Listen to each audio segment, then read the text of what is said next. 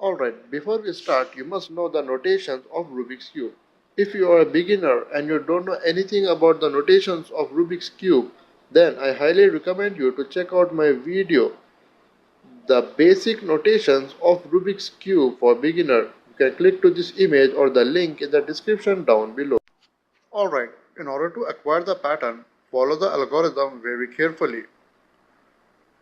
R,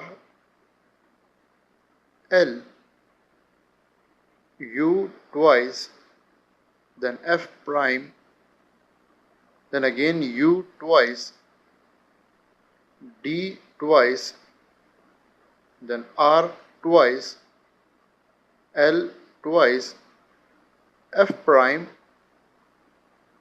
D twice, then F twice, then D, R twice, L twice,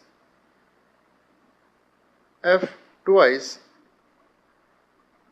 B twice, then D, then again B twice,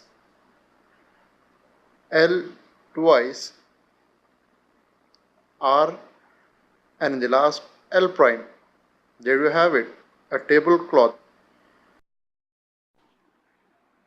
If you like this video, be sure to check out my playlist for more awesome patterns like this.